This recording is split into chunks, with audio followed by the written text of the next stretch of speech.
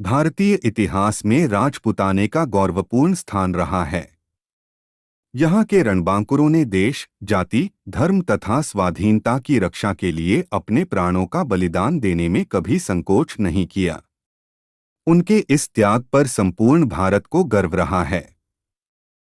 वीरों की इस भूमि में राजपूतों के छोटे बड़े अनेक राज्य रहे, जिन्होंने भारत की स्वाधीनता के लिए संघर्ष किया।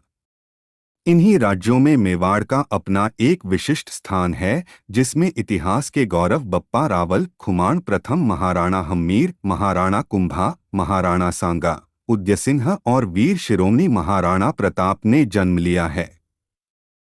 महाराणा प्रताप का जन्म 9 मई 1540 ईस्वी को राजस्थान के कुंभलगढ़ दुर्ग में हुआ था, लेकिन उनकी जयंती हिंदी तिथि के अनुसार ज्येष्ठ शुक्ल तृतीया को मनाई जाती है। उनके पिता महाराजा उदयसिंह और माता रानी जीवत कंवर थीं। वे राणा सांगा के पौत्र थे। महाराणा प्रताप को बचपन में सभी की का नाम लेकर पुकारा करते थे।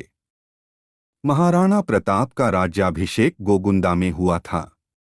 राणा प्रताप के पिता उदयसिंह ने अकबर से भयभीत होकर मेवाड़ त्याग कर अरावली पर्वत पर डेरा डाला और उदयपुर को अपनी नई राजधानी बनाया था। हालांकि तब मेवाड़ भी उनके अधीन ही था। महाराणा उदयसिंह ने अपनी मृत्यु के समय अपने छोटे पुत्र को गद्दी सौंप दी थी, जो कि नियमों के विरुद्ध था। उदयसिंह की मृत्यु के बाद राजपूत सरदारों ने मिलकर 1628 फाल्गुन शुक्ल 15 अर्थात 1 मार्च 1576 को महाराणा प्रताप को मेवाड़ की गद्दी पर बैठाया। प्रताप जिस घोड़े पर बैठते थे, वह घोड़ा दुनिया के सर्वश्रेष्ठ घोड़ों में से एक था। महाराणा प्रताप तब 72 किलो का कवच पहनकर 81 किलो का भाला अपने हाथ में रखते थे। भाला और कवच सहित ढाल तलवार का वजन मिलाकर कुल 208 किलो का उठाकर वे युद्ध लड़ते थे। अकबर चाहता था कि महाराणा प्रताप अन्य राजाओं की तरह उसके कदमों में झुक जाएं। महाराणा प्रताप ने भी अकबर की अधीनता को स्वीकार नहीं किया था। अजमेर को अपना केंद्र बनाकर अकबर ने प्रताप के विरुद्ध सैनिक अभियान शुरू कर दिया। महाराणा प्रताप ने कई वर्षों तक मुगलों के सम्राट अकबर की सेना के साथ संघर्ष किया। मेवाड़ की धरती को मुगलों के आतंक से बचाने के लिए महाराणा प्रताप ने वीरता और शौर्य का परिचय दिया। प्रताप की वीरता ऐसी थी कि उनके दुश्मन भी उनके युद्ध कौशल के कायल थे। उदारता ऐसी कि दूसरों की पकड़ी गई मुगल बेगमों को सम्मानपूर्वक उनके पास वापस भेज दिया था। इस योद्धा ने साधन सीमित होने पर भी दुश्मन के सामने सिर नहीं झुकाया और जंगल के कंदमूल खाकर लड़ते रहे। अकबर ने कहा था, इस संसार में सभी नाशवान हैं।